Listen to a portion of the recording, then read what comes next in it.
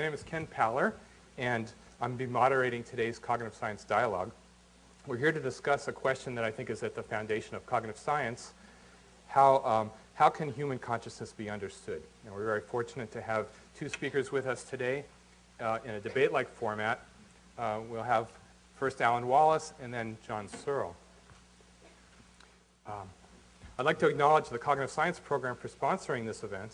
We hold these Cognitive Science Dialogues roughly every year, and in fact, this is the fourth time in recent years that we've covered the topic of consciousness in one way or another. It's obviously a very important topic. Now, we're also holding a reception which will be in the next room, and you're all invited for that at 6 o'clock. Then at 7 o'clock, I'd like to let you know that there will also be a further opportunity for cognitive science students and others to hold a little discussion over pizza. And then one other event I'd like to announce now is on Saturday, there'll be a talk by Alan Wallace, sponsored by the Chicago Tibet Center, and that will be titled, What Makes a Life Meaningful? A Buddhist View.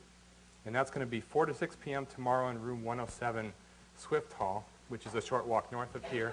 And there's some flyers posted outside about that if you need some more information. Okay. Now let me tell you about the format of today's program. We're going to have each speaker take about 25 to 30 minutes to make a presentation. First, Alan Wallace with a view from the east, and then John Searle with a view from the west. And then each speaker will have time for a rebuttal, and after that we'll be opening the floor for questions from the audience. Before all that, I'm going to take about 10 minutes to share a little bit of my point of view and tell you why I decided to invite these two speakers here to Northwestern to discuss consciousness in the first place.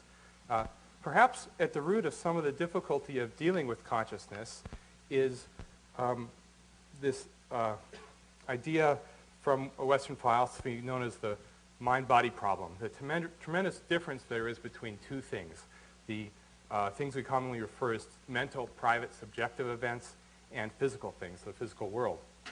So John Searle's charge today will be to try to describe his approach to this problem, and I'm sure he'll point out that we come to this problem from a Western philosophical tradition, this dualistic perspective of these different ways to think about mental and the physical, strongly influenced by certain philosophers from the past. I guess to say more would be putting the cart before the horse, so I'm going to leave that to John.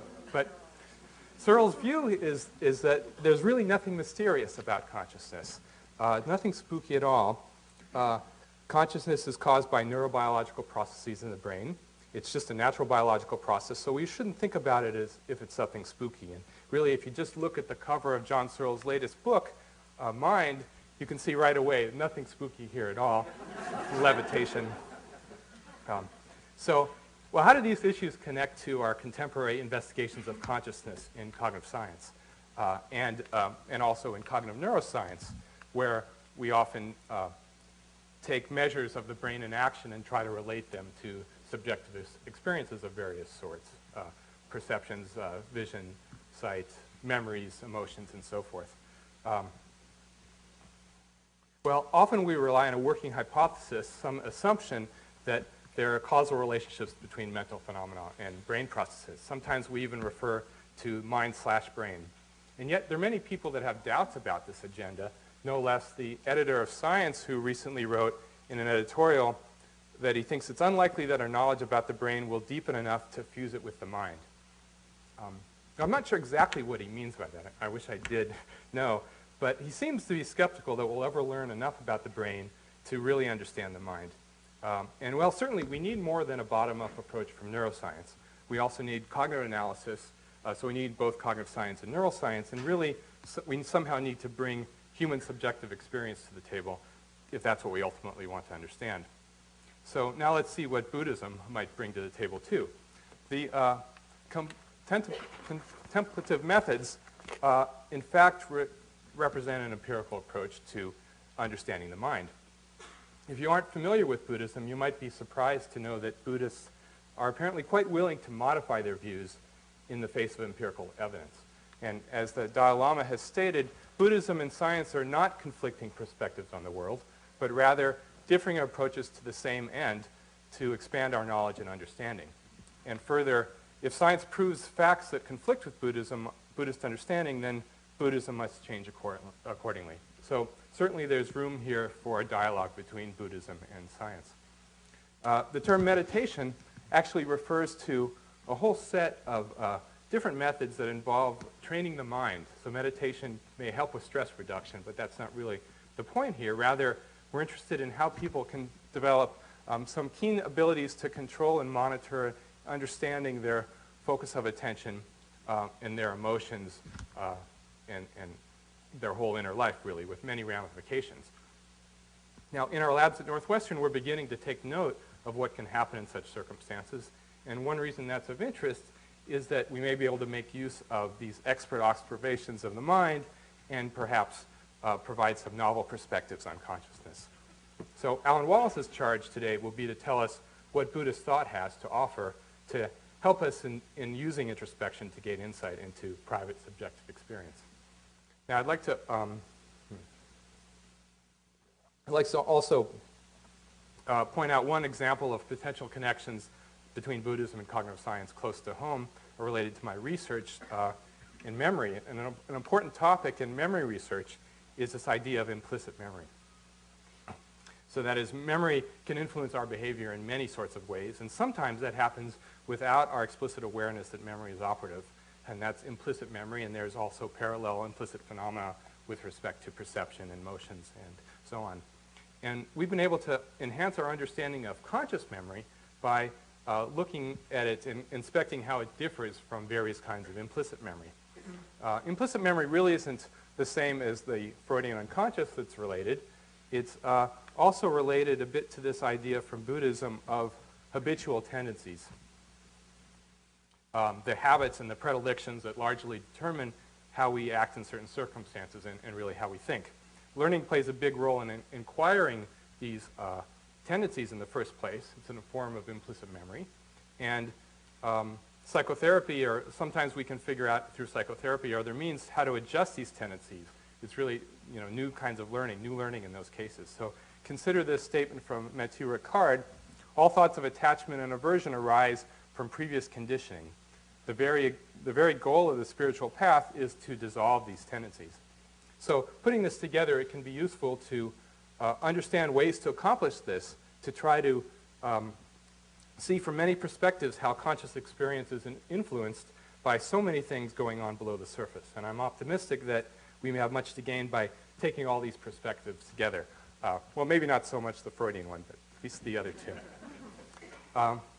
Now, one last quote here from a neuroscientist, the late Francisco Varela, who noted that the future of the mind sciences is one in which we enter into a reshaping of both how it is that we have insights about our own experience and how our own experience shapes the explanations we have of the mind.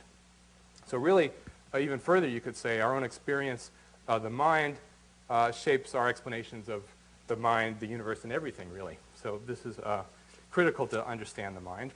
And Alan Wallace has some perspectives, some very provocative thoughts about how that can be done. So let me introduce him with a brief biography. Alan grew up in Southern California, and then he left for his junior year of college abroad and didn't come back. These college abroad programs are great. He was in Germany. While in Europe, he encountered Tibetan Buddhism. He studied the Tibetan language in Germany, went on to a Buddhist monastery in Switzerland, and then he journeyed to India, where he spent many years in training as a Tibetan Buddhist monk. Now, interestingly, part of the training that Tibetan Buddhist monks undergo also includes debates, kind of like what you see here. Turn that off for a second. So you can kind of hear them debating. These are groups of monks debating, and so here you hear these monks. They're debating in Tibetan, so I can't tell for sure, but perhaps they're debating something about the essential essence of the mind, something of that sort. And so today we might have, again, Alan taking a point that he's making to Searle. Hopefully Searle isn't pushing back, but Alan will slap his hands in this characteristic when he makes a point to Searle, and then we'll have Searle replying. So Alan did that for quite a while, as I understand, among the other trainings. Now, Alan Wallace's great expertise as a scholar and as a practitioner of Buddhism is evidenced by the many important books he has written or contributed to on these topics. Three of the most recent are Buddhism with an Attitude, the Tibetan seven-point mind training, the Taboo of Subjectivity toward the Science of Consciousness, and Buddhism and Science, Breaking New Ground, and I believe another book coming out in April on even more interesting topics as well. But note that Alan's expertise is not limited to Buddhism. In fact, he did come back from India, and he went to Amherst to finish college and get a bachelor's degree in physics and philosophy of science, excuse me. And he later earned a doctorate in religious studies at Stanford, where he wrote on the concept of attention, comparing Eastern and Western points of view. Alan subsequently taught in the Department of Religious Studies at UC Santa Barbara and is now president of the Santa Barbara Institute for the Interdisciplinary Study of Consciousness, and he's actively working on several exciting scientific projects. He's also played an important role in the Mind and Life Institute, which is an organization that has instigated many wonderful dialogues between Buddhists and scientists, and so that organization is also indirectly to thank for today's dialogue. So please welcome Alan Wallace here to start things off.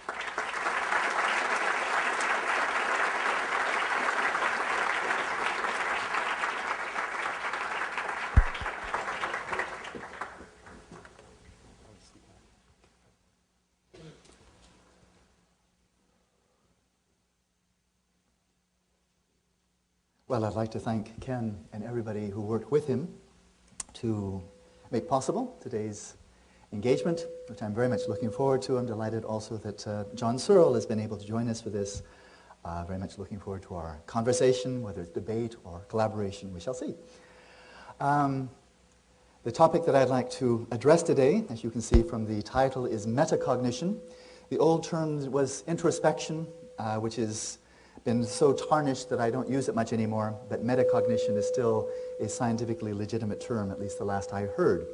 So what possible role might there be for metacognition, our direct experience, observation of, and reporting of mental states? This can be a little bit quieter, would be good. And how this may pertain to the study of the mind. To place this in a little bit of historical context. To my mind, I think we've had three major revolutions in the history of science since the time of Copernicus. The first one, of course, was that of Copernicus, given an enormous amount of momentum by Galileo, so the Copernican revolution, the initial scientific revolution.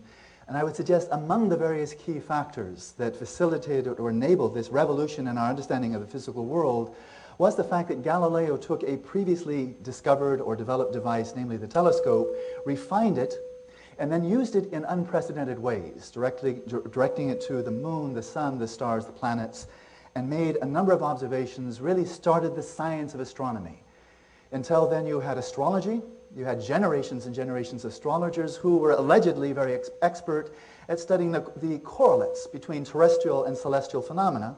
But we'd have to say at best they were folk astronomers, whereas Galileo brought this fully into the realm of science with the telescope, and of course there are other aspects as well.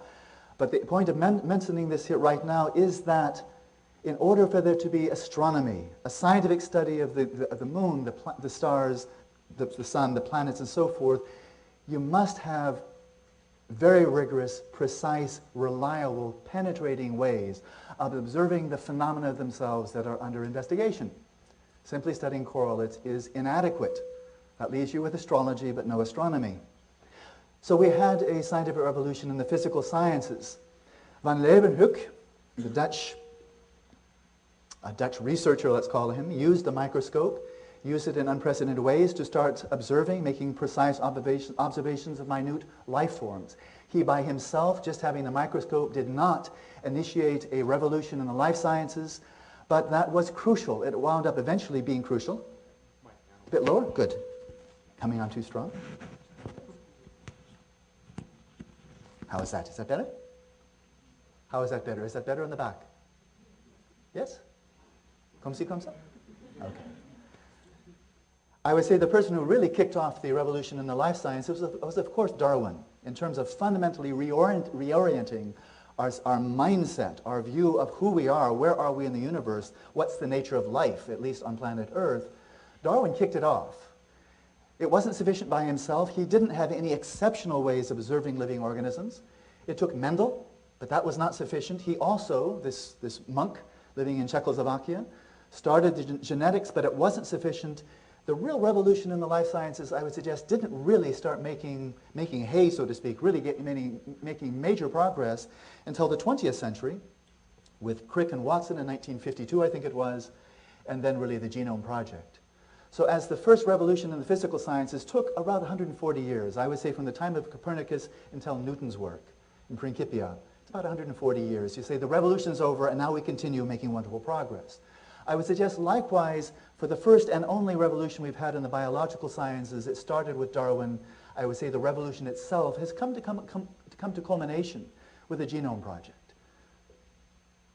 We've had a second one, which I'll allude to only very briefly, in the physical sciences. It is the physical sciences are the most mature of our sciences. And we've already had a second one. Out of 400 years of physical sciences, the second one started with Max Planck, Einstein, and company. Again, a radical reorientation about the nature of space, time, matter, and energy. It doesn't get much more basic than that. That revolution started roughly 100 years ago, has not finished yet.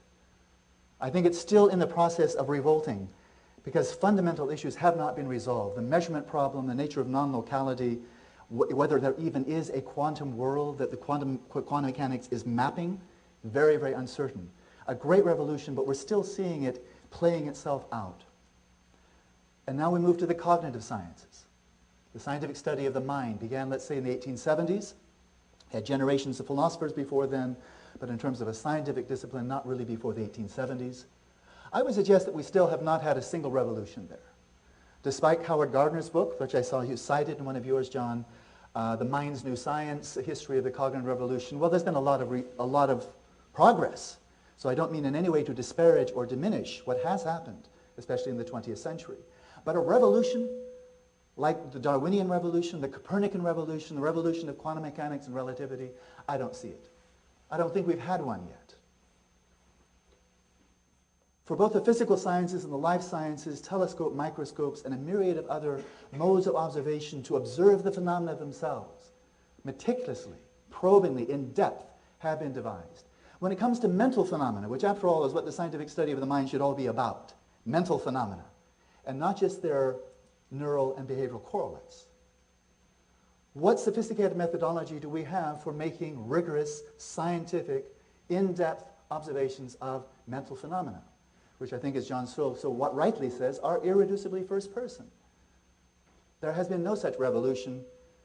In terms of means of directly observing mental phenomena, this remains at the level of folk psychology. Again, a brief overview. If you try to narrow down your mind to imagine you only knew about physics and nothing about biology, I think this is a true statement. I'm happy to have it challenged later when the time comes. But I would suggest, from my own studies in physics, the laws of physics alone, with no knowledge of biology at all, bracketing your mind, they neither predict nor explain the emergence of life in the universe. There's nothing there. If you confine yourself to the tools of physics, and again, bracketed out everything of biology, I would dare say that you cannot even detect the presence of life in the universe, confining yourself to the methodologies of physics. You would just see pockets of anti-entropy. But life, I don't think so. They neither predict nor explain. Likewise, the laws of biology. Alone, bracketing everything you know about the mind, bracketing your first-person experience of the mind. Bracket that if you can, which of course you can't. But the laws of biology alone neither predict nor explain the emergence of consciousness. What are its necessary and sufficient causes? Don't know. What's the nature of consciousness? Don't know. What does it do? Don't know. Is it predicted or explained? No. For though there are many who believe that it will, but that is a promissory note, which Donald Kennedy doesn't seem to buy into, but many do. So I'll quote my esteemed colleague, John Searle, when he comments the specifically mental aspects of the mind, that which makes them uniquely mind, conscious events, subjective, qualitative, the specifically mental aspects of the mind can be specified, studied, and understood without knowing how the brain works. Even if you are a materialist, you do not have to study the brain to study the mind. And I know a number of psychologists, like Paul Ekman, who would go right along with that. That doesn't mean don't study the brain. Why should you? Why should you cut off one of your arms? But the brain alone will not suffice. William James, aware of this about 110 years ago, commented, psychology indeed is Today, hardly more than what physics was before Galileo. Now, of course, that was 110 years ago. I think that was in 1890.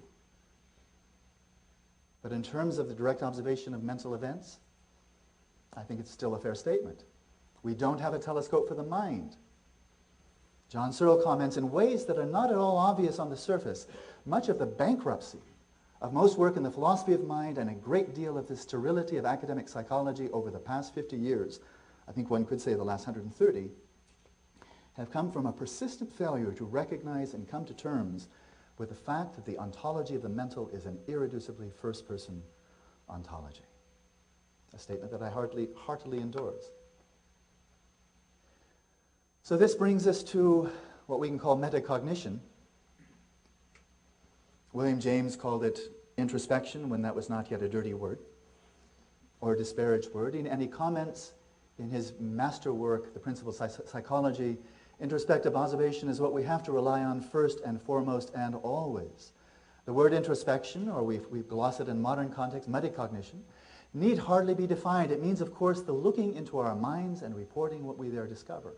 Everyone agrees that we there discover states of consciousness. He did not present introspection as being the sole means, the only or unique means for studying the mind. In fact, he had a very multifaceted approach that I think laid the grounds for what could have been a revolution in the cognitive sciences. What he was proposing is that while introspection, your sole access to mental phenomena themselves, direct access to the phenomena of emotions, mental imagery, cognition, and so forth and so on, is introspection, don't confine yourself to that, because he said, of course, you want to study the physical causal underpinnings, the physical substrate of mental phenomena. Study the brain, for heaven's sakes. And study behavior. So much of our behavior is voluntary, and you can make inferences based upon behavior back to their mental causes. So bracket it. Look at the neural causes, the phenomena themselves by introspection, and the fruits of mental activity in terms of behavior. Bracket it in terms of cause, nature, and effects. You've got a threefold way to approach the subject, very rich, very balanced, and very ignored. It was not pursued. He died in 1911, and about 1910, he was steamrolled by behaviorism, by John Watson and company, who entirely threw out the notion of introspection, and it's never really been revived since. He laid the foundation for a revolution in the cognitive sciences, and it hasn't happened. He wasn't at all naive about introspection. In fact, he was mistaken, but he was not naive about many things, as far as I can tell. He comments in terms of introspection is difficult and fallible, unlike what, at least according to one reading, Descartes would have us to believe, that introspection is somehow incorrigible, flawless, and infallible. William James, to the contrary, says it's difficult and it's fallible. However, the difficulty is simply that of all observation of whatever kind. The only safeguard is in the final consensus of our farther knowledge, or our later knowledge, about the thing in question, later views correcting earlier ones, until at last the harmony of a consistent system is reached.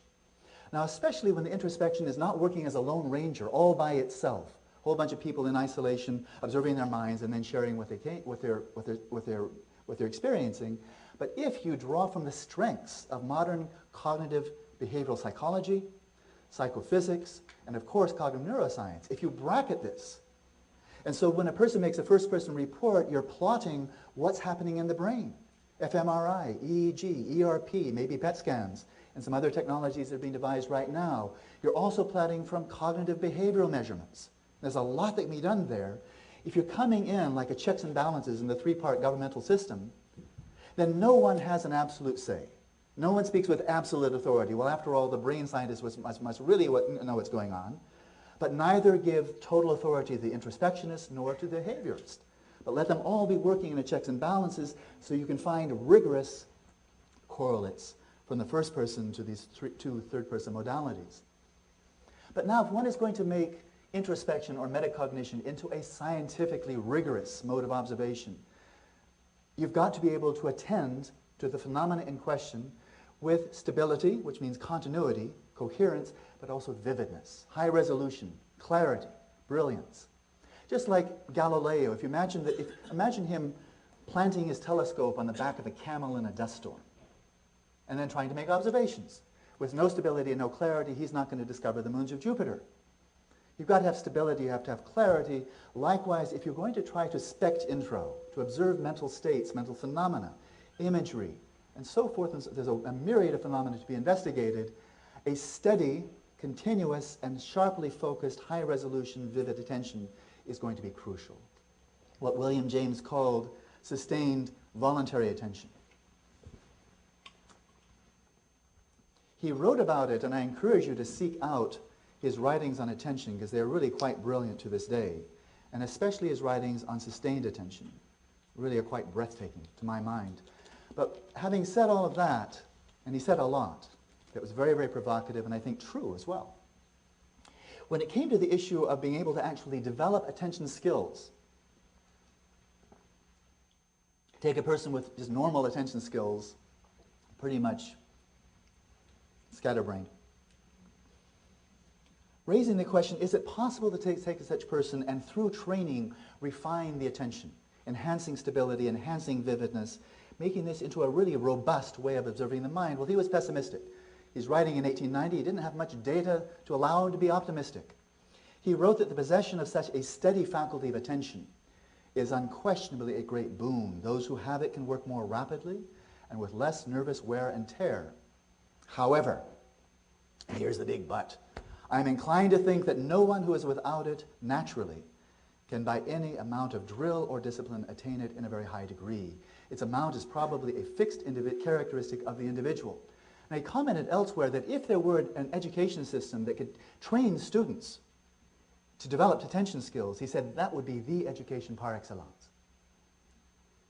But he didn't know how to do it.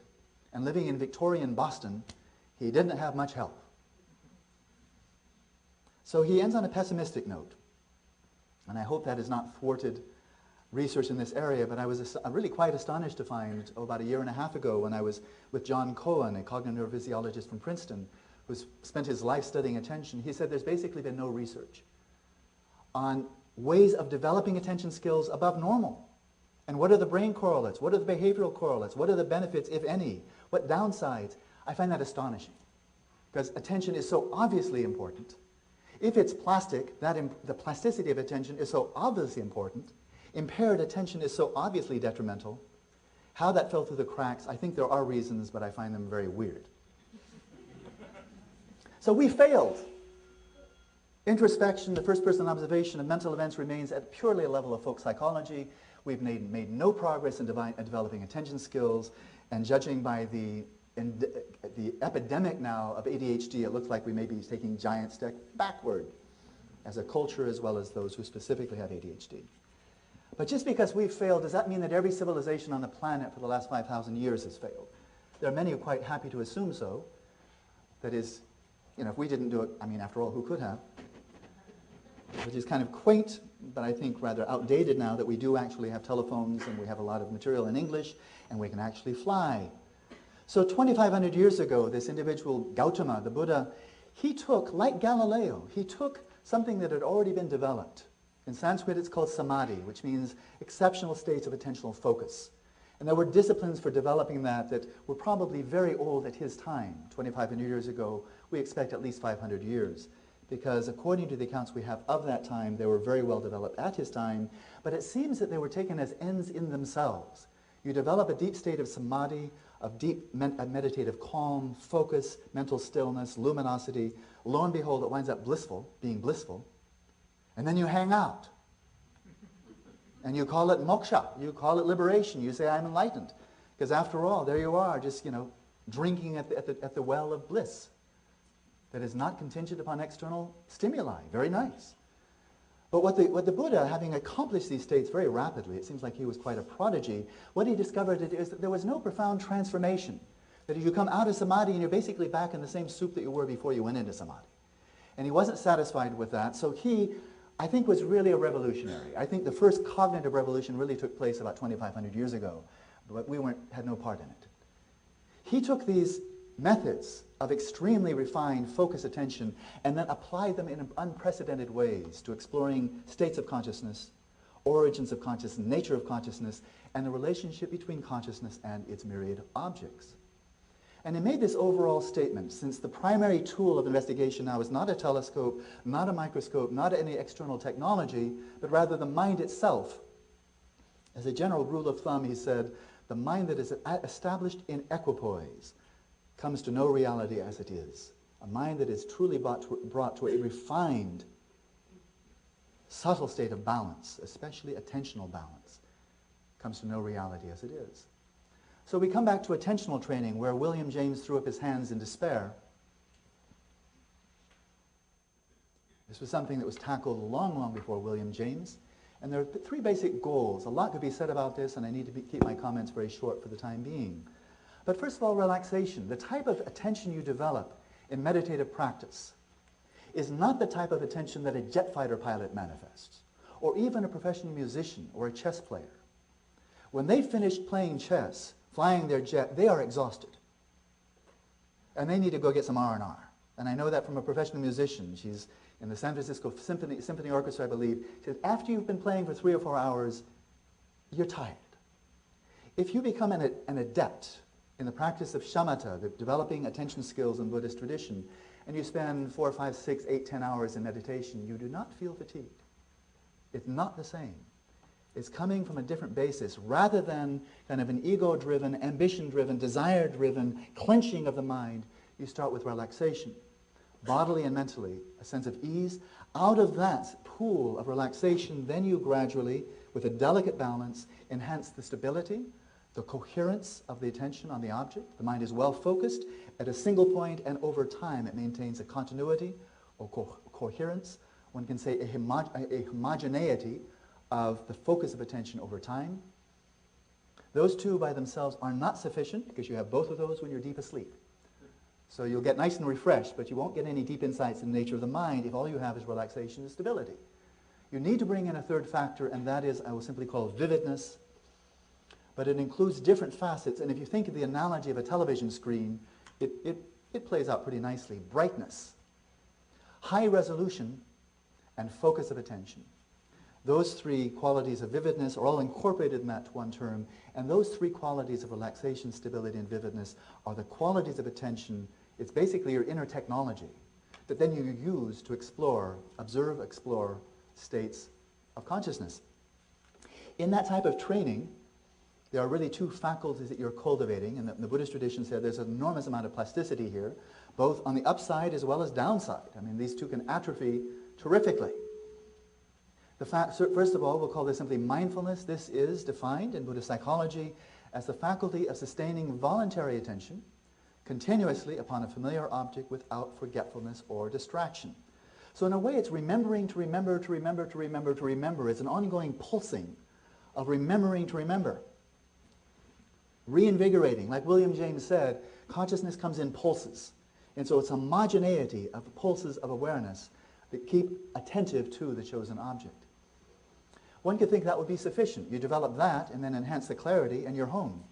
Except it's really not in practice. And that is, if you should develop just mindfulness, it's like having a storehouse full of jewels and no person to guard the door. So if somebody comes and steals all your jewels, you don't even notice.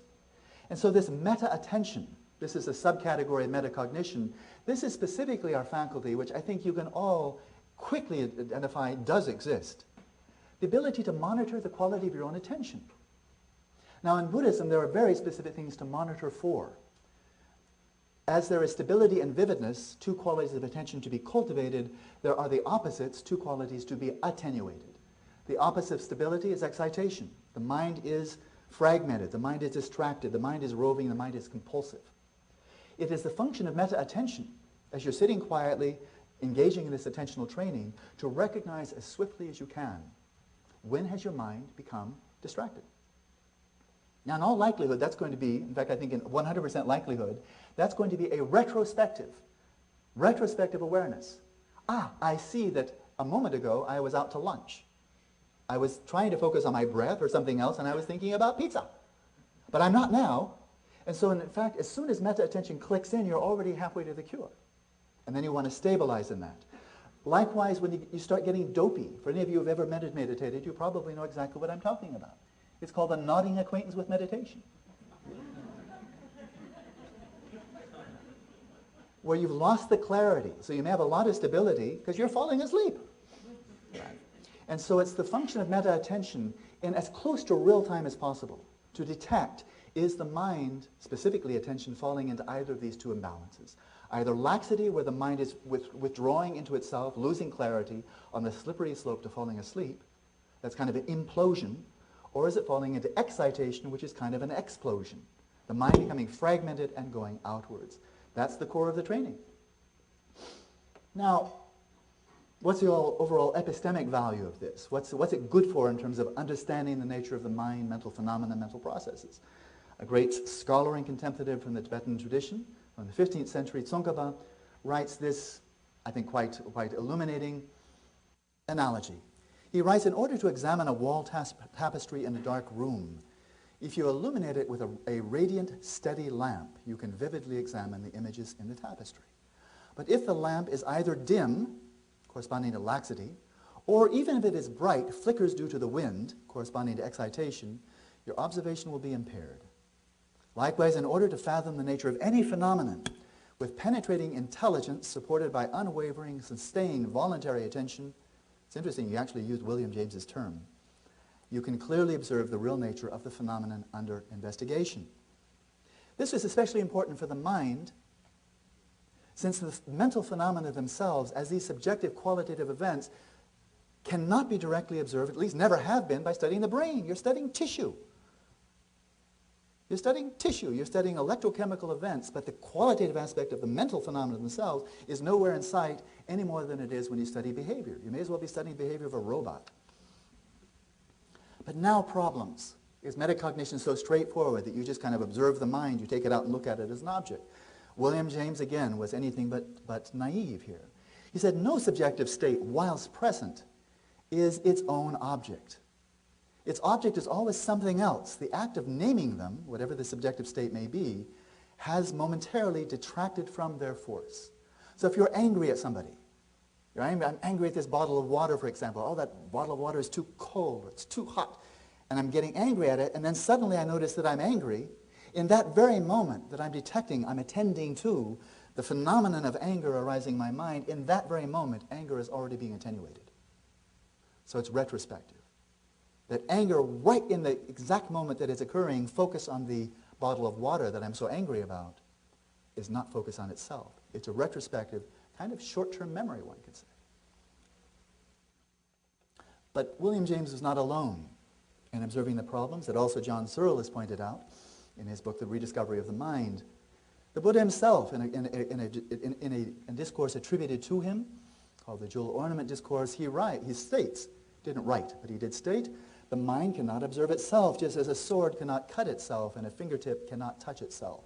Nor can it be seen in external sense objects, for example, the brain, or in the liver, or any external object outside of the body, nor can it be detected in the sense organs. You don't see visual images in the eyeball, for example, or you don't see sound in the auditory cortex.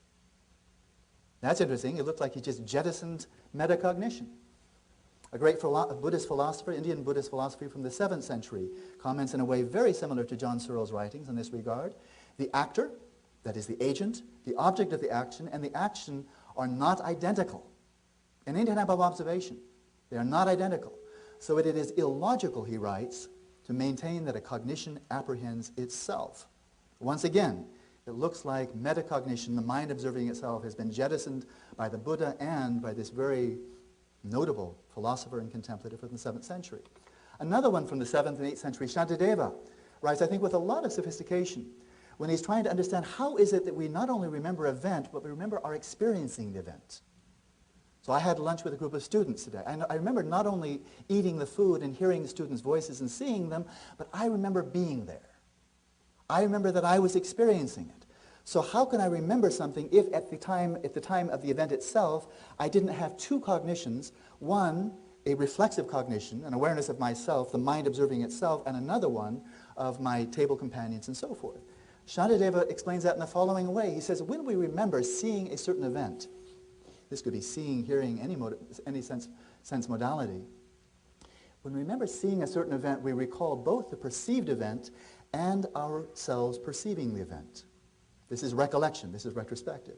The two are recalled in an interrelated fashion without the perceiver apprehending himself during the original experience. So I think they're not two simultaneous parallel modes of cognition. One, I'm aware of me, and I'm also aware of you, but rather an event experience which retrospectively we tease out, oh, that was me part, that was you part. But it's a retrospective disintegration of a situation experience, an event experience. Awareness of subjective mental processes, such as emotion, in this regard then, is actually a form of short-term memory. As soon as you are aware that you're angry, you're now engaged. Maybe it's only a 1/10 of a second lapse in time, but you're remembering, not getting something in real time. And that goes for a lot of other subjective mental processes. You can observe them, but don't expect to get them in real time. Now that's not really terrible news. When I gaze at the colors of your foreheads, of your clothing and so forth, I'm not getting them in real time. Pretty close. But it took some time for the photons to be emitted from your skin, from your clothing and so forth, strike the retina, and set up this complex set of electrochemical events culminating in the visual cortex. I'm not getting it in real time. Now that's insignificant when you're sitting 10 feet away from me, but when you're gazing at a star that may be 10 million light years away, then it's significant. Because where you're looking, there is no longer a star. It might not even exist anywhere. It might have burned out by now. But we're getting the tail end of something that is long-term memory. So astronomers and cosmologists like to think of it gazing deep into the heavens, into galactic clusters 13 billion light years away, as actually looking back in time. And that's exactly what they're doing. They're seeing right now something that actually corresponded to an event millions or even billions of years ago. Oops. Okay, then I'm going to speed up. But I would suggest there is also metacognition in real time, and I'll be very, very brief here. We can come back to it. But for example, when you're having a dream, especially it's most vivid in a lucid dream, where you know you're dreaming, the events taking place are in real time. There are no photons striking a dream eye. So there are many events, mental imagery and a myriad of other events that are in fact taking place in the realm of mental experience, but you're getting them in real time and not just some moments later. I'll skip the next point because of shortness of time, and I'll allude now very briefly to a very interesting, fascinating technique for observing mental phenomena. It's called settling the mind in its natural state. In this practice, the quintessence of it rests the attention in the field of mental events. That is, direct the attention to that realm of experience that is mental and nothing else. You can't see it with the eyes, hear it with your ears. The realm of dreams, the realm of emotions, of thoughts, mental imagery, memories, desires, fantasies. You can observe them, but they're not occurring in any other space or field of experience, so what the heck, let's call it a field of mental experience. You observe whatever's arising there without distraction, without grasping, and then you examine the degree of subject-object participancy in this endeavor, asking yourself, for example, to what extent are thoughts and emotions yours? To what extent are they simply arising? This is so juicy I can't skip it. Why are we so fixated? Why is science so fixated on the objective to the point that John Searle has made so many times that subjective experience is marginalized almost out of existence? William James, I think, gives us a perfect key here. He says the subjects adhered to become real subjects, attributes adhered to real attributes, the existence adhered to real existence, while the subjects disregarded become imaginary subjects, the attributes disregarded erroneous attributes, and the existence disregarded an existence in no man's land in the limbo where footless fancies dwell. Never paraphrase William James.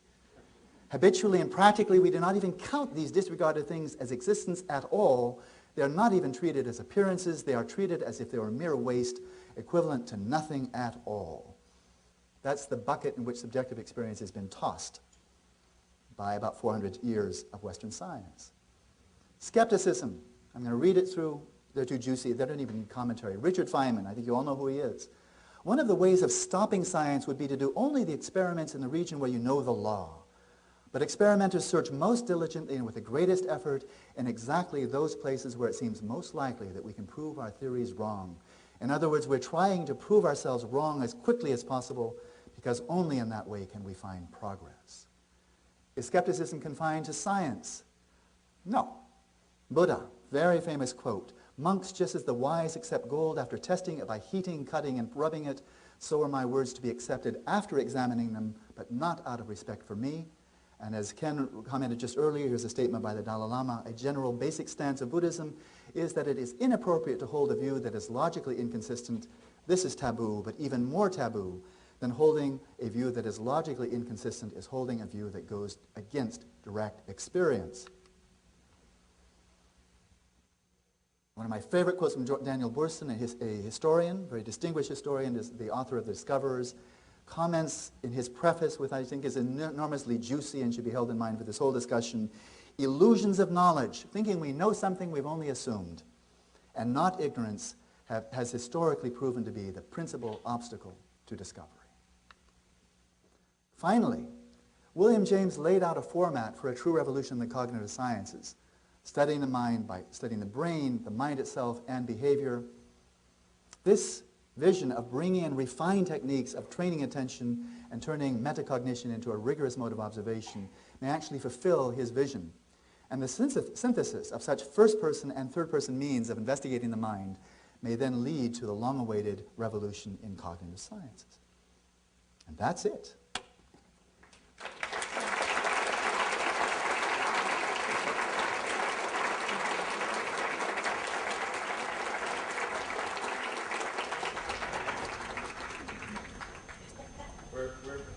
We're very fortunate to have John Searle with us today. Am I picking up that? John was educated at the University of Wisconsin, and then he moved as a Rhodes Scholar to Oxford, where he stayed on as a Don. After that, he came to Berkeley, where he's been ever since 1959, and now the Mills Professor of Philosophy at Berkeley. We're thankful that he's really been a key force in cognitive science for years, and he's also been a very influential philosopher, a widely recognized authority on philosophy of mind, and has authored many important books. I can highly recommend his recent book called Mind, a brief introduction. John has described doing philosophy this way. He said once, it's like getting up every morning and running your head against a brick wall, and then you keep on doing that every day until eventually you make a hole in the wall. That's what he says it feels like. And we're thankful he's continued to do that hard work. Fortunately, he wears a helmet. So we're very pleased to have him today to come up and tell us about his views on consciousness.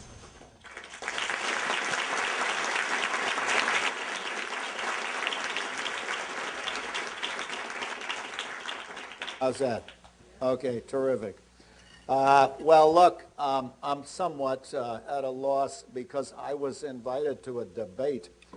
But to have a debate, you got to have an issue you're debating, right? Or at least you got to have a disagreement. And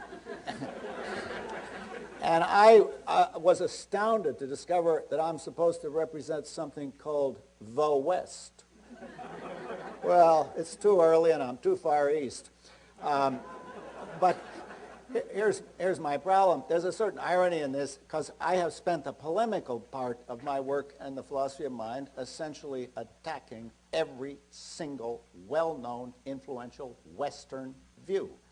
Dualism, monism, behaviorism, functionalism, computationalism, dual aspectism, epiphenomenalism, all of those. I don't know, maybe the guys in the East make mistakes like that too, but those are the views that I have been attacking.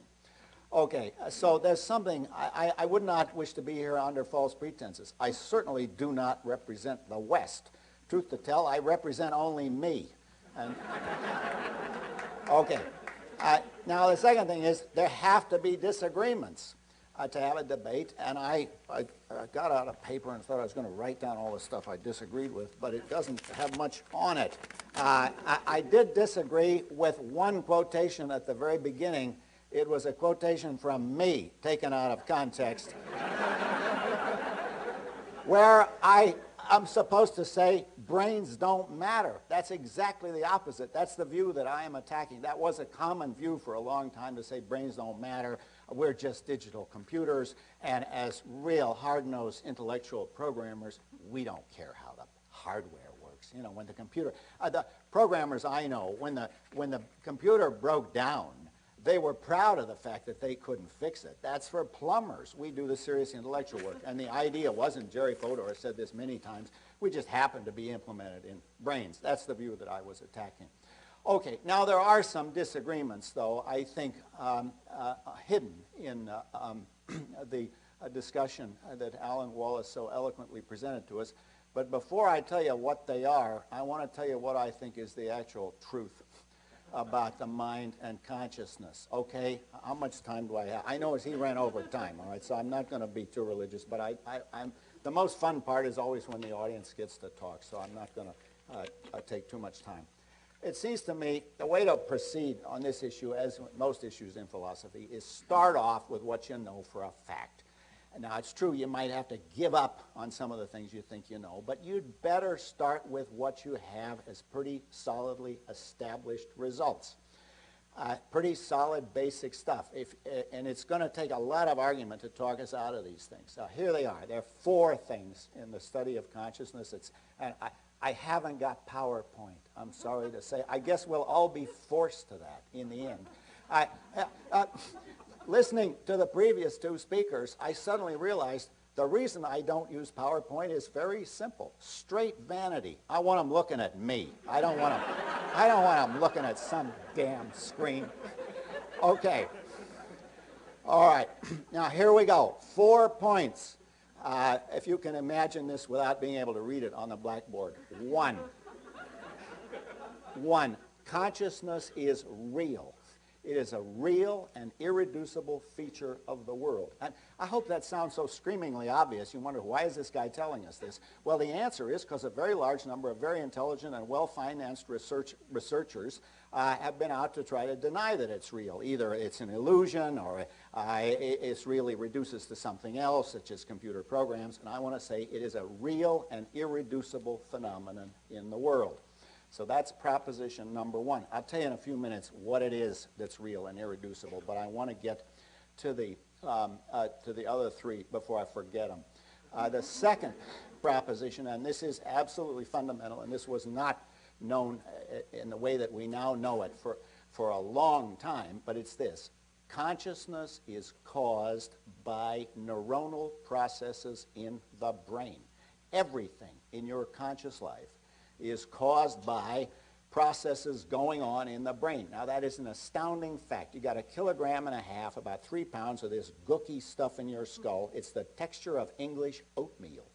And all of the things you most prize, every single conscious experience you have, enjoying Beethoven or the taste of the beer or pick your favorite, feeling the angst of post-industrial man under late capitalism. Whatever is your favorite conscious experience, that is all caused by blasts of neurons firing away in the brain. That is a stunning fact, and it is very important for subsequent research. The single most important project in the biological sciences today, and I would want to say in the sciences in general, is simply this. How, in fact, does the brain do it? How does the brain cause all of our conscious states and experiences? And I have to tell you, we're making some progress. We got a long way to go. But when I first got interested in this subject, I went over to San Francisco and talked to the guys in the medical school and told them, come on, why don't you guys get busy, solve the problem of consciousness? How does it work in the brain? And the general answer was, that's not science. As one guy said to me, it's okay in my subject to be interested in consciousness, but get tenure first. Get tenure first. And there has been a seismic shift. It's now possible to get tenure by doing research on consciousness, and that is an important shift in the intellectual climate that we live in. Okay, so that's the second point. Now, the third point is, when I say that consciousness is caused by neurobiological processes, I'm not saying that it's some kind of separate juice that's squirted out by the brain. That's not it at all. It is simply the case that the conscious states you're in are simply a higher level feature of the system of neurons. So the neurons are firing away, but the way they're firing away causes it to be the case that the whole system is in a conscious rather than an unconscious state. And that sounds kind of spooky, but it's very common in nature. If you think of the solidity of this thing or the liquidity of the water, the solid behavior and the liquid behavior are entirely causally explained by the behavior of the molecules. But of course, liquidity isn't something squirted out by the molecules. I can't say, here, I'll find you a wet one and we'll look for a dry one. No, it is just it's the state that the system is in.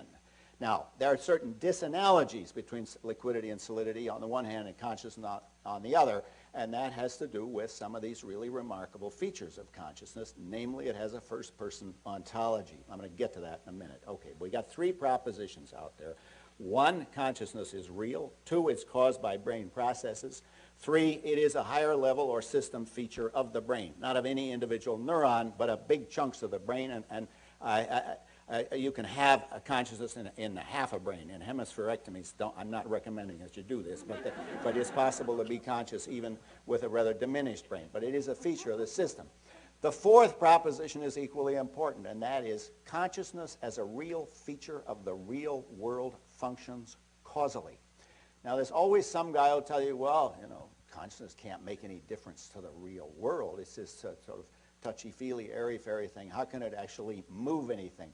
You know, I think in terms of very simple examples. You want to see consciousness affect the real world? I decide to raise my arm, and the damn thing goes up. Now, that's a remarkable fact. My decision caused my arm to go up. And notice a very important point.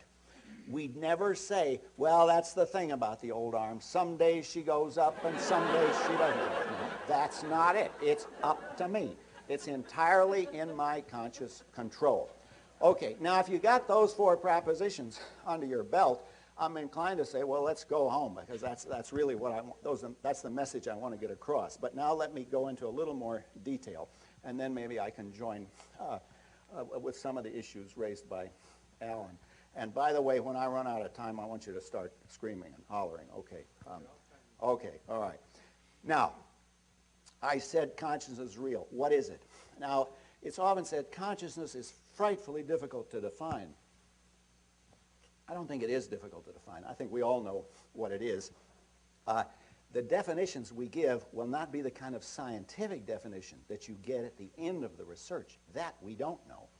But look, take water. The definition of water as a clear, colorless, tasteless liquid that runs in streams and rivers and so on. That's a common sense definition. Later on, you discover it's H2O.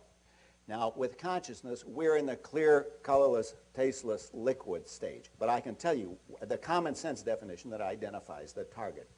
Consciousness consists entirely of those states of awareness or feeling or sentience that typically begin in the morning when you wake up from a dreamless sleep, and they continue throughout the day until you go to sleep again or fall into a coma or die or otherwise become, as we would say, unconscious. And on this definition, dreams are a form of consciousness, in many respects quite different from waking consciousness, but nonetheless they have this, there are these feelings of awareness or sentience or experience that goes on. Now, some of the striking features of consciousness so described are, first, it is qualitative. There's a qualitative character to every conscious experience. Drinking beer feels different from listening to Beethoven's Ninth Symphony, and both of those feel different from scratching your head. There's no question that consciousness has a qualitative character.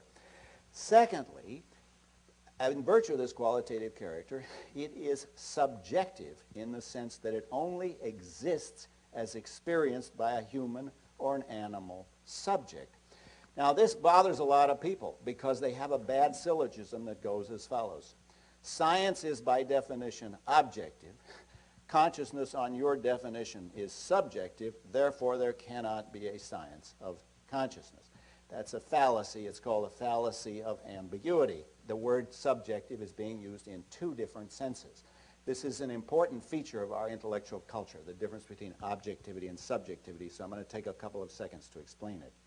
You need to distinguish between the epistemic sense of the objective-subjective distinction and the ontological sense. Epistemically, a proposition or a claim is said to be objective when it can be established as a matter of fact independently of people's feelings and attitudes. A proposition is epistemically subjective when it can't be. So to take an example, if I say Rembrandt was born in 1606, that is an objective matter of fact. If I say Rembrandt was a better painter than Rubens, well, I find it hard to imagine anybody disagreeing with that, but all the same, it is a subjective matter of opinion. But in addition to that distinction, epistemic sense of objectivity and subjectivity, there's an ontological sense. Most of the things in the universe exist regardless of anybody's feelings, mountains and molecules and tectonic plates. But there are an interesting class of entities that are important to us, namely our conscious states. And they only exist as experienced by a human or animal subject, and for that reason they are ontologically subjective. Their existence is subjective. Now here's the point of belaboring this. The fact that a domain you're studying is ontologically subjective does not prevent you from getting an epistemically objective science of that domain. You can have a science of consciousness. I'm always amazed to read philosophers who say it's impossible to have a science of the subjective. But all you got to do is go in a university bookstore and pick up any textbook on neurology. And these doctors, they have to deal with patients who are really suffering. They can't think, well, you know, philosophically it's impossible to explain. The guy's really depressed. You got to do something about it. So this is a case where you're trying to find an epistemically objective science of a subjective domain. Okay, now we've got qualitativeness and subjectivity. A third feature, which is amazing, is unity. And Immanuel Kant made a big deal out of this with his usual gift for catchy phrases. He called it the transcendental unity of apperception. And in the brain sciences, it's called binding problem. But basically, here's the point. I don't just hear the sound of my voice and feel the pressure of my shoes against the floor and the taste of the water, but I have all those as part of one single unified conscious field. Now, these three, qualitativeness, subjectivity, and unity, I talk as if they're different, but in fact, if you think about it, each implies the next. You can't have qualitativeness without subjectivity, and you couldn't have those without unity. There is a fourth feature that, so to speak, you get for free, but it's absolutely crucial for the evolutionary functioning of consciousness, and that is intentionality. Intentionality is that capacity that the mind has to represent objects and states of affairs in the world by way of perception and belief and desire and the emotions and our intentions and so on. We relate to the world primarily through our conscious states that relate us to the world, and those have this remarkable feature of intentionality. By the way, intentionality has no special connection with intending. That's just one kind of intentionality, along with belief and desires and so on. The reason we use this word, as in most of the confused words we have in philosophy, is we got it from the Germans. In German, intentionality doesn't sound like Absicht, so we're stuck with intentionality, but it just means directedness or aboutness. It's got no special connection with intending. Okay, so here is our domain of investigation, these four propositions. And here is, I've tried to give you at least a brief definition, a brief explanation of what consciousness is, what its features are that we need to explain. Now, how should we go about it? And this is where I will try to make context with some of the things that Alan said. Basically, the point about methodology is always the same. Use any method you can lay your hands on and stick with any method that works. If somebody tells you in advance that science has a prescribed list of approved methods, forget it. Just the wonderful thing about the advance of knowledge is its ruthless opportunism. If you find a method for investigating consciousness that nobody has thought about before or doesn't meet some textbook requirement, forget about the textbook and pursue the method and see if you get a payoff. Now, I certainly have no objection to introspection or metacognition, as Alan described it, but I do have this worry. I think that the metaphor of introspection, the idea that we spect intro, gives us a false conception. The model of perception requires a distinction between the act of perceiving and the object perceived. So there's this plastic glass full of water, and then there's my visual experience of that. There's the act of perceiving and the object of perception. And I think Alan was saying this implicitly, but I want to make it explicit. That model does not work for introspection. There is no way that you can focus your attention on your present conscious experiences without altering those conscious experiences, without altering the total state that you're in. So the model of vision, whereby you have an independently existing object and you focus your observation on it, that model doesn't work for introspection. We do not observe our own conscious experiences, we experience them, and that's why the next expression he used, I think, was better, and that is attention. You can shift your attention from this part of the conscious field to that part of the conscious field. You can, at will, move your attention around different parts of the unified conscious field. So I think that the methodology of using introspection is perfectly legitimate. Why not use anything? But you have a false picture of introspection if you construe it on the model of observation. It's not at all like observing independently existing objects. Now, the one point of skepticism I would have about the fruitfulness of this in the study of consciousness comes up as follows. Alan began his talk very eloquently by describing the achievements of Leeuwenhoek and Darwin and a number of other great thinkers, where you get a payoff. We've now had, as he said, several hundred years of Buddhist introspectionism. What's the payoff? What are the results? And I thought, in a way, he was changing the subject, because the subject is how do you get a scientific account of consciousness. And I thought he gave a very eloquent account of how we'd all be better off if we practiced Buddhist meditation. Maybe so, but I still go home at the end of the day wondering, how the hell does the brain do it? How exactly does it work in the brain? How is it realized in the brain? And how does it function causally in the production of my behavior? So as I said earlier, use any method you can lay your hand on and stick with any method that works.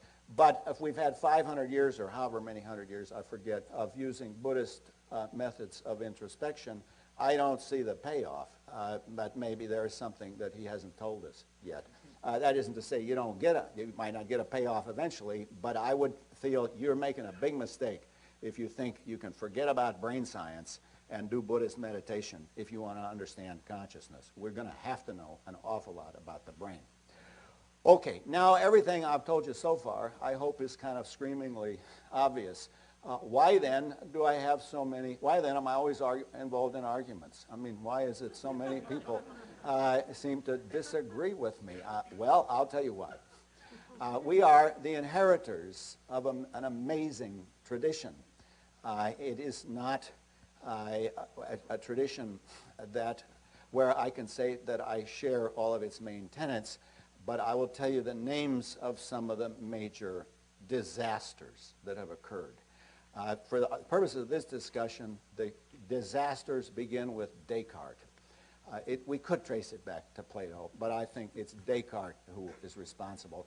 And then from Descartes, I shudder to say these, but anyway, you have a sequence of disasters that includes Locke, Berkeley, Hume, Descartes, Leibniz, and Spinoza, and then Kant, and then after that, all hell breaks loose. And you have Hegel and a very large number of German philosophers whose names start with H.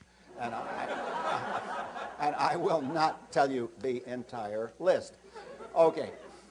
Now, what are some of the features of this tradition that have blocked our understanding of consciousness? Well, let me mention, I'll mention four briefly. Can I do that? Okay. I don't want more time than Alan got. Okay, I was complaining about how much time he got.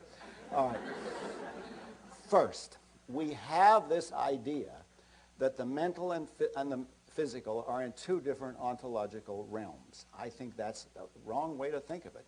What we call the mental, in particular consciousness, is just a biological feature of our our biological system in a way that growth and digestion and secretion of bile and photosynthesis and mitosis and meiosis are all biological phenomena going on in the real world. We ought to think of consciousness as a natural part of the natural world. There can't be any question of naturalizing consciousness. It already is natural. But it's hard for us to think that way because we've inherited this dualistic conception that we live in two different realms. We live in a mental realm and a physical realm. And I am trying to militate against them. I'm trying to get you to see, no, we live in exactly one realm, and it includes consciousness the way it includes digestion or growth. As my colleague Donald Davidson used to like to say, we live in one world at most. We do not live in two worlds or three worlds. So we're in a world, and it seems that the most basic features of this world are entities that we find it convenient, not entirely accurate, to call particles. They're the basic entities of physics. Some of those are organized into systems, most of them, where the boundaries of the system are set by causal relations. Some of those systematically organized particles are parts of systems that have a heavy carbon molecules in them. They have heavy carbon-based molecules containing a lot of hydrogen, nitrogen, and oxygen, and some of those have evolved over evolutionary time, roughly speaking 5 billion years. That's quite a long time, and they have evolved into our present plant and animal species, and among those species are some that have a special kind of organic structure, the neuron, and some of those, us and certainly the higher animals, are conscious. But that's the basic story of how consciousness fits in with the rest of the world. It is caused by and realized in neurobiological systems, and it is a result of, historically speaking, of a very long period of biological evolution. Okay, I used to think that was the only mistake. If we could just get people out of the dualistic assumptions, then we'd be home free. But there are some other assumptions as well that I want to call your attention to. Another assumption that we make that's mistaken is we have a mistaken conception of reduction. And a lot of very good scientists like to assure me science is reductionist. Science is reductive. We've got to reduce everything to something else. So the liquidity really doesn't exist. It's just molecules rolling around on each other in a random fashion. And solidity doesn't really exist. It's just the vibratory movement of molecules in lattice structures. Now, what's going on here? Well, it turns out there's several different senses of the word reduction. I listed, in a book I once wrote, I listed half a dozen different senses, but I won't go through it here because we don't have that much time. But basically, I want to say this. You need to distinguish a causal reduction, where you find out the causal basis of something. That is, the reason that this thing is supported by this is that there is a causal operation of the movements of the molecules, so you can give a complete causal explanation of solidity in terms of the movements of the molecules.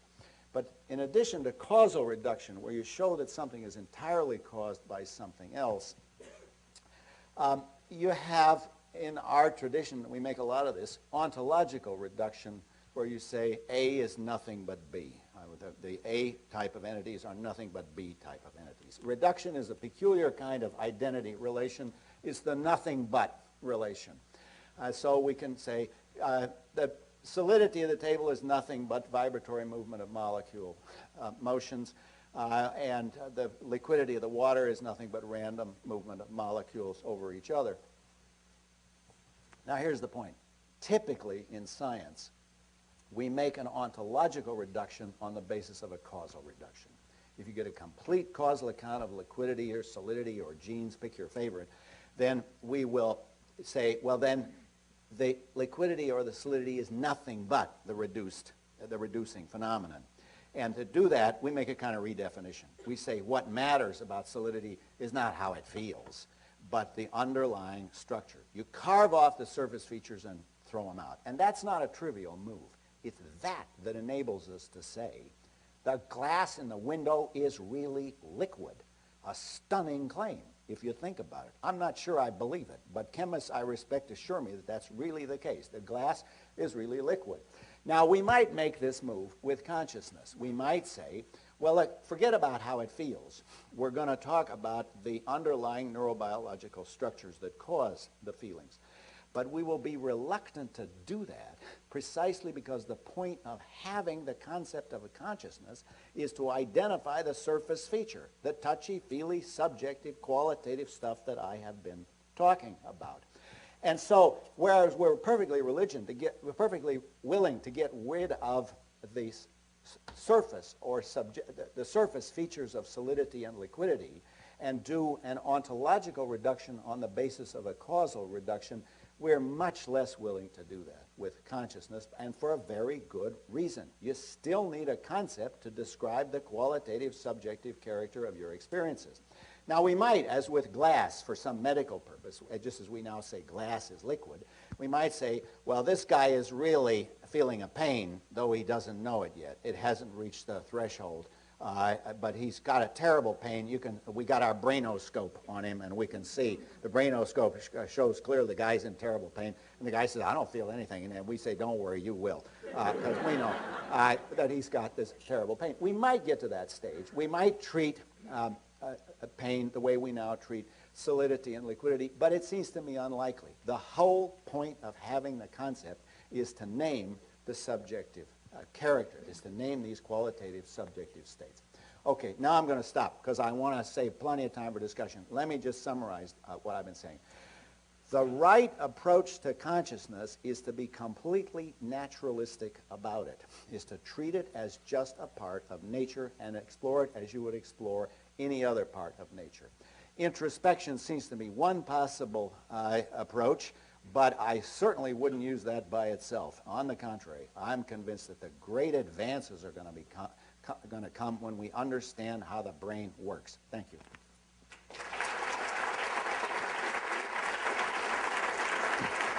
Very good. Okay. Happy to have a seat.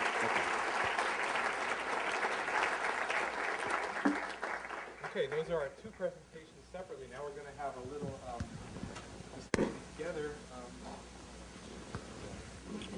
So I think what we'll start with is, before questions from the audience, let Alan have a bit of a rebuttal. I think he has a few remarks to make, and then after a little interchange, then I'll ask for some questions.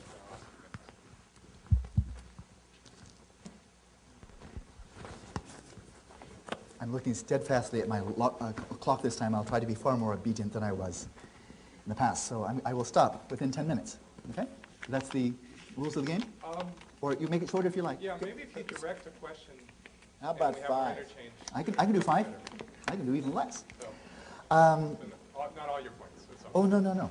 No, there are many points, but I'd like to focus on only one or two. And I think it's really the primary point where I think we differ, is that in terms of methodology. I mean, there are a number of ontological issues, and I would like to shelve those. I'm not really interested in pursuing them right now. But when you come in today and you have in a number of your writings, use any technique that works. I'm all for that. We do have direct access to mental phenomena. We don't just infer them, we immediately experience them.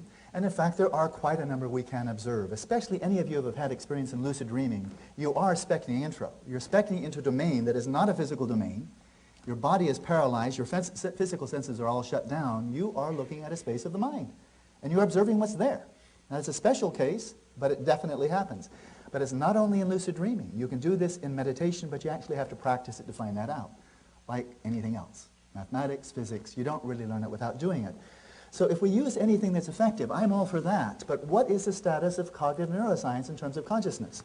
John Searle mentioned that we have a perfectly good definition in terms of first-person experience. The only problem is it doesn't translate at all into the terminology of modern science. You have no definition, scientifically speaking, of consciousness. It does not translate into third-person terms. You call it a brainometer. Other people have called it a psychometer. Do we even have, using the neurosciences, do we have any machine that can detect the presence or absence of consciousness in anything? John Searle commented, and I agree with you, that human beings, and at least some animals, have consciousness, but how the heck do we know? When does a human being become conscious? First month? Second month? We don't have a clue. So we have no scientific definition of consciousness. We have no means of detecting it.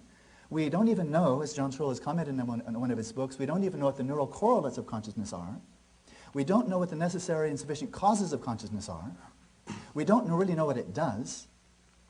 And given all of that massive absence of knowledge, we don't really frankly know what happens at death either, because we don't know the necessary and sufficient causes for consciousness. So we have a lot of illusions of knowledge. I would say cognitive neuroscience has been flagrantly unsuccessful in illuminating the nature of consciousness, its necessary and sufficient causes, its correlates, what it does, and what happens to it. It hasn't worked. Now, does that mean that I'm saying introspection only? No. I'm a William Jamesian at heart. But neuroscientists, for them to have any knowledge of the mind, that there are subjective mental events, have to be interviewing somebody. What were you experiencing when I was observing your brain?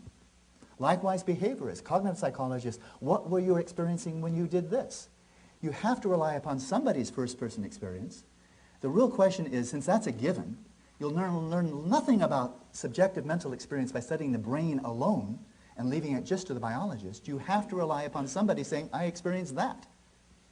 So I'm not suggesting introspection alone any more than William James did, but if you marginalize introspection or leave it at the level of folk psychology, which was what had happened since the time of Plato, then why should that be any more effective than skipping telescopes and microscopes for the physical and biological sciences?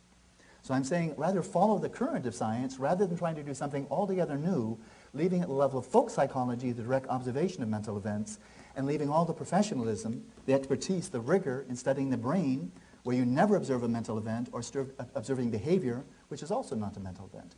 So it's really more a matter of expanding methodologies rather than saying no brain, only introspection. And in 1 minute, what's it good for? You might want to live with some Buddhists to check out. Because you don't get airplanes, you don't get technology, you don't get the dividends of external, extrospective, quantitative science and technology, but you get a lot of other dividends that are just now beginning to be studied. For example, Richie Davidson at the University of Wisconsin and others. What are the dividends of doing this type of practice? It's going to have to do with your internal states, developing exceptional states of mental health, well-being, insight, and so forth, which modern psychology has been notoriously deficient in. It gets you up to normal and sends you home. Why should we be satisfied with normal mental health when we're not satisfied with normal anything else? Yeah, I have the feeling that instead of giving competing answers to the same question, we're giving non-competing answers to two different questions. I want to know how it works. I want to know how the world works. I want to know how the mind works. And in order to know those things, I have to know how the brain works. Now, I think a lot of what Alan is saying is, wouldn't we all live a better life if we spent more time meditating? Maybe we would, I don't know, but that's not my worry. Right now I have I don't like these words science and philosophy, but I have a set of theoretical worries, and I can't see the payoff that has come from introspection. I mean, by all means keep trying, but I don't see, well, if you're going to list these guys, Leeuwenhoek and Darwin and Kepler and all, it was a huge list, and then I can tell you the payoff from that. I can tell you the great discoveries. What are the great discoveries of Buddhist introspection? Well, it improves your life. That's non-trivial, but it's not the kind of payoff that I'm looking for. Okay, now, Alan said some things now that I do disagree with. He said, well, we haven't really learned anything about consciousness from cognitive neuroscience, from brain science. I think we've learned an enormous amount. Let me give you one trivial example. It's not trivial, really, but it's one small example. In my childhood, parents who had a schizophrenic child were made to feel you are at fault. It's your fault that this child is suffering, and you have to be better parents. Also, they were deeply ashamed. It was a kind of scandal in the family. Now, we know quite a lot about how it actually works in the brain.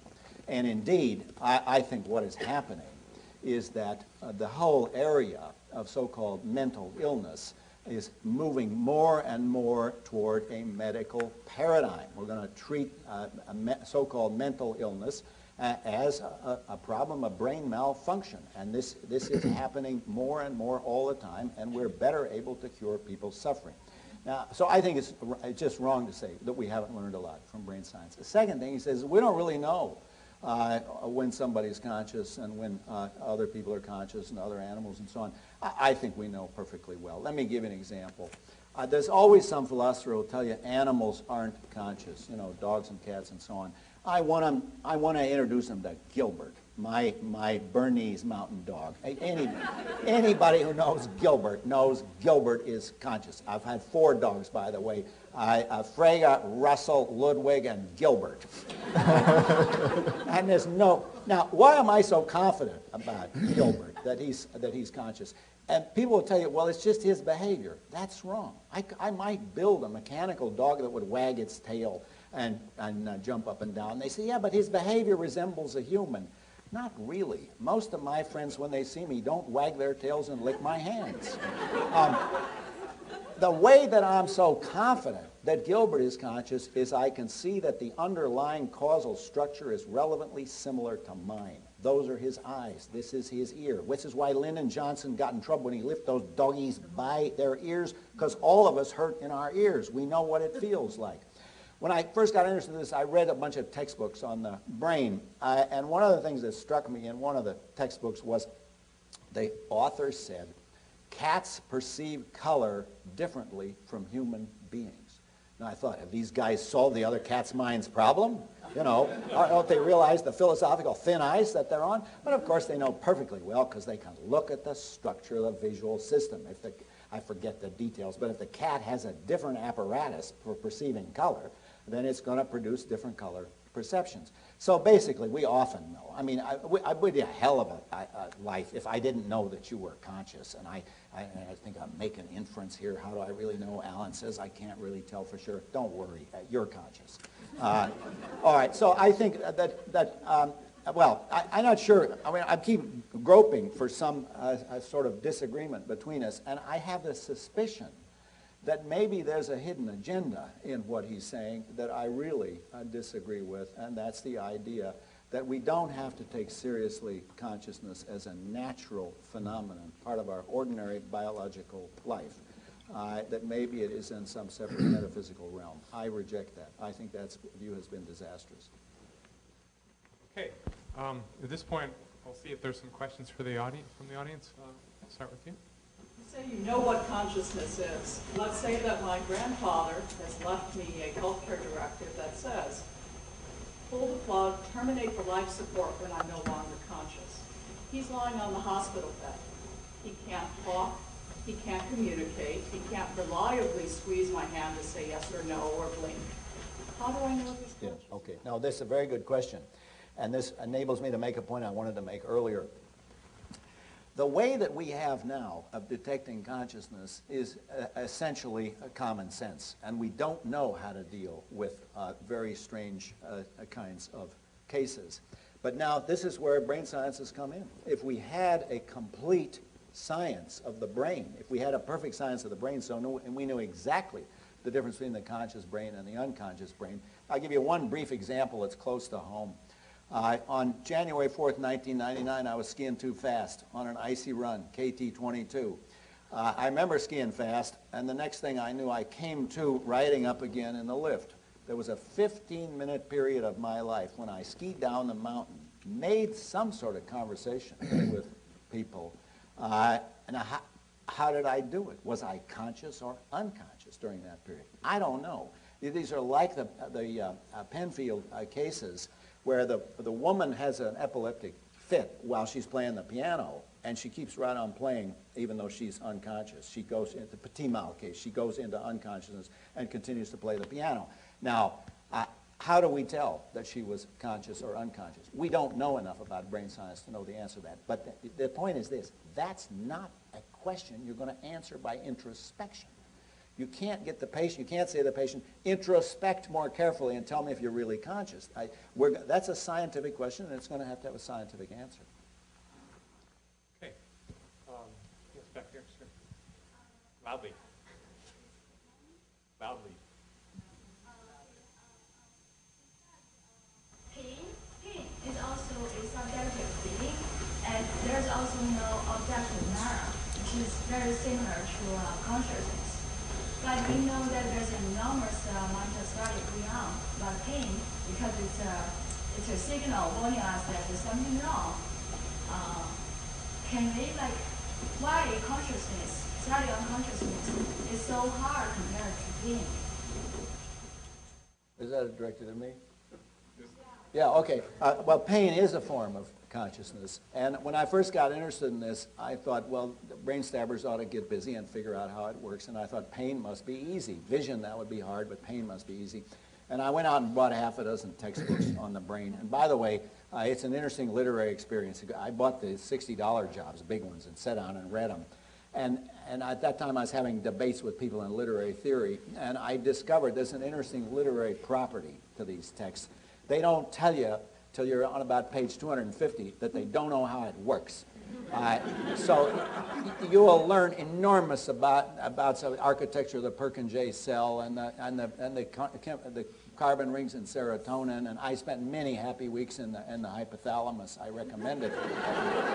But it turns out pain is very complicated. I thought pain was going to be simple and easy, and it's not. It's an extremely complicated phenomenon, and we understand it probably less well than we understand vision. There's an enormous amount of research on vision, and we now understand quite a lot about vision. Yeah, but the thing is that for pain, we have found medicine that can interact with it. Like, we have medicine. We have medicine, yeah. Inhibit pain, Yeah. enhance pain. And do we have by any chance, we have anything, that we know that can influence consciousness, like stop it? Yeah, I would say you just gave me an example. We influence consciousness by giving somebody an anesthetic. And we influence it fairly dramatically by giving a general anesthetic that makes them unconscious. And as far as I know, nobody knows how it works. Nobody knows exactly the mechanisms by which the general anesthetic works. Last time I asked an anesthesiologist, that was the case. And of course, if you think that, well, there's some doubt about whether or not brain processes of chemicals can affect consciousness, I test it every evening by ingesting a substance called Cabernet Sauvignon in rather larger quantities, and there isn't any doubt that this has an effect on my consciousness. So we're affecting consciousness all the time by these biochemical and chemical means. Okay, question over here. So, Professor Searle, we're looking for something that sort of identifies something positive about introspection. And it occurs to me that in the West, as a scientist, we've produced a lot of good things from the other perspective, but we've also had some downsides. Nuclear energy is great, but atomic bombs aren't so good. I'm not aware that Buddhists have started any wars. Would it qualify if introspection leads to a more peaceful world as something that would be substantive to you? Well, as I guess that's directed at me. As I said earlier, it's important to know exactly what question we're trying to answer. Would we be better off in a more peaceful world? Of course. If we elected a Buddhist president, would there be more likelihood of a peaceful world? I don't honestly know enough about Buddhism. I don't hear a lot about Buddhist divisions attacking other countries and so on. So maybe they are more pacifistic. But that may well be the case, that the world would be a better place if we all practice meditation. It's just that's not the question I came here to answer. I came here to answer what is consciousness and how does it fit in with the rest of the world. Adam? Yeah.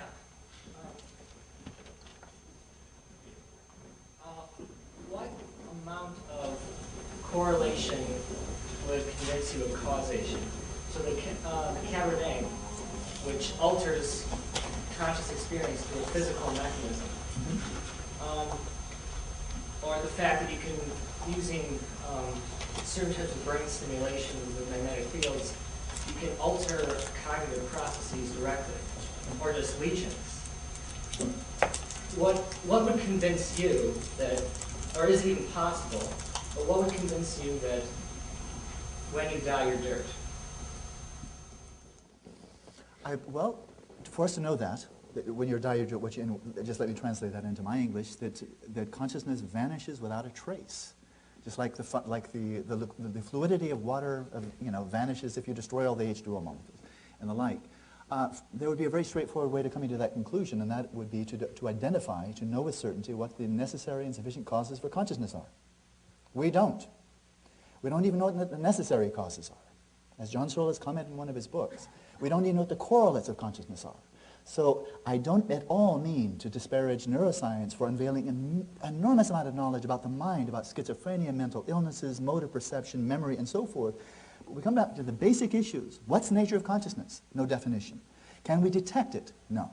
What are the necessary and sufficient causes? Don't know. So I really see John Searle's position here as faith-based. That is, we don't know, but he has faith in future generations of neuroscientists that they will figure it out, and it's really their problem and not for the philosophers. Yeah. But when we say that, or when John Searle says that consciousness is not spooky, you're not a property dualist, but he's a feature dualist. He'll say that there are higher order patterns of neuronal activity. I don't doubt that. But exactly why would you equate those with consciousness? Because actually they're invisible. You can identify higher order patterns of neuronal activity. That's no problem. But why should you equate them with consciousness or states of consciousness? Merely because they're simultaneous? That's very weak. It's not logically or empirically rigorous. So we don't know what consciousness is. So as soon as we know what the necessary and sufficient causes are, when exactly his dog became conscious? Was it in the first month? The fourth month? Fifth month? When exactly? What were the necessary and sufficient causes? We don't know. I think we'd have no debate about abortion, really, because these are a lot of good-hearted people on both sides of the fence who don't want to be murderers. When exactly does a human embryo become conscious, and specifically human conscious?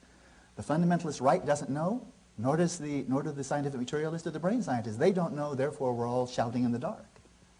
So we'll know something about what happens at the end of life when we know what are the necessary causes for the beginning of consciousness in any embryo, human or otherwise. And we don't know.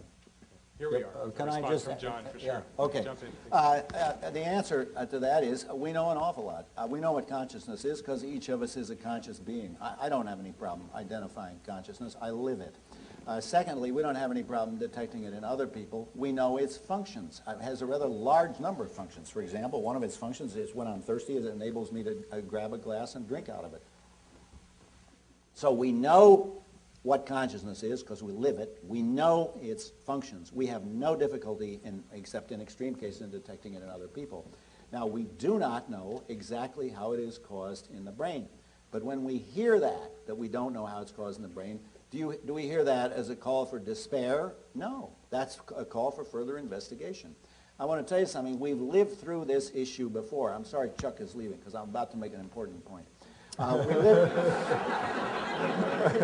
We lived through this issue before about life. 100 years ago, probably on this very spot, people had tremendous debates about life. And there was a school of philosophers and biologists who said you can never account for life by naturalistic chemical methods. You have to have an élan vital. You have to have some kind of a life spirit.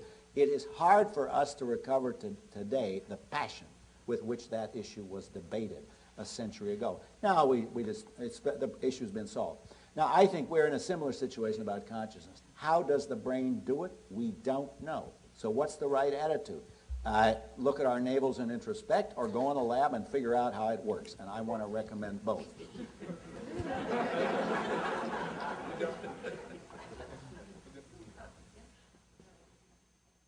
You, yes. I thought you raised your hand.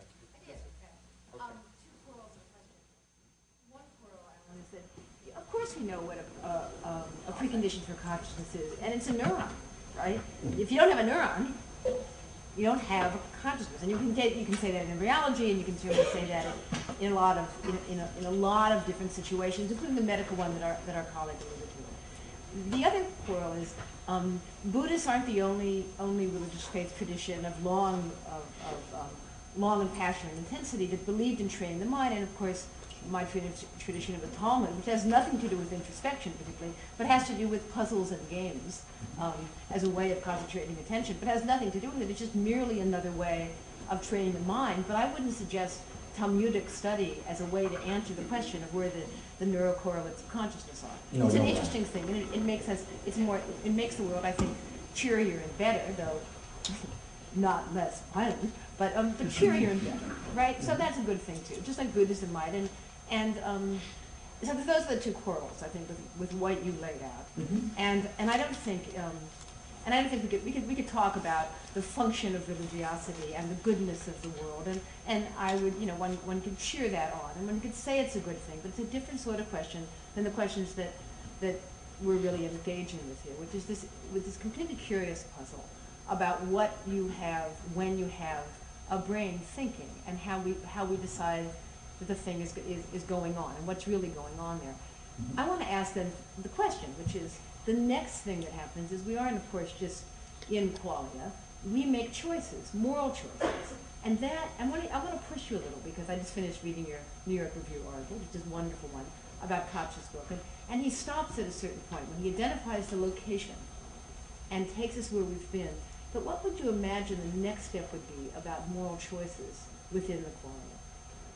Well, okay, we solved the problem of consciousness. Somebody says, now solve the problem of moral choice and free will. I would say it's 5:45. And anything I say will be hopelessly inadequate. And the single most boring thing a lecturer can do is give a footnote to his other works.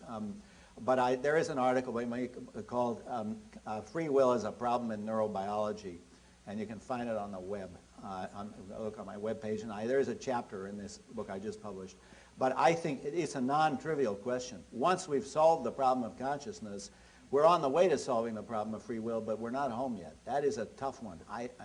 Well, we don't have the time to go into details, but anyway, I appreciate the question. Just a question just came up in my mind. For both of you, do you believe that free will is a binary thing, or that it's something that can be developed, or that can exist to varying extents? And what kind of mechanisms or characteristics would there be of this spectrum of free will? What kind of characteristics would there be very below this spectrum if it exists? Who is this directed at? Who first? Okay, look. Why do we believe in free will? You see, this is a nice pen, I like it, but I don't think it has free will, right? Now, why not? What's the big deal about us? Well, the big deal about us is not only are we conscious, but we have a very special kind of consciousness where we make free, rational decisions, or so we think. That is, we make decisions which are such that we have a sense of alternative possibilities open to us, and we think, having made the decision, all the same, we could have chosen otherwise. I voted for this guy, but I could have voted for that other guy. Now, you might say, but why couldn't that be an illusion like any other? A lot of people tell you color is an illusion. Why couldn't free will be an illusion like color? The problem with free will is you can't get rid of the presupposition. You're stuck with a presupposition of free will. You go into the restaurant, and it's an Italian restaurant. They say you want the spaghetti or the veal. You cannot say, look, I'm a determinist. Que sera, sera. And then just sit back. Because if you do that, if you do that, that is only intelligible to you as an exercise of your free will. You see, I gave a lecture about this in London, and a guy got up and said, yeah, but if determinism were proved to be true, would you accept it? And I pointed out to him, what he's saying is, if it were shown that there's no free rational decisions, would you freely and rationally decide to accept that? See, notice he didn't ask, if determinism were shown to be true, would your mouth open and affirmative noises come out? He didn't say that. He asked me about free rational decision. So we're stuck with free will. And there are a lot of cop-outs. The famous cop-out in philosophy is called compatibilism. And a lot of famous philosophers hold it. Well, free will is true, but so is determinism. All our free actions are totally determined, but they're free anyway, so don't worry about it. That's no good. That's a cop-out. We have to face up to this, and we do not have a solution. And I point the ways to possible solutions, but I don't know a solution to it.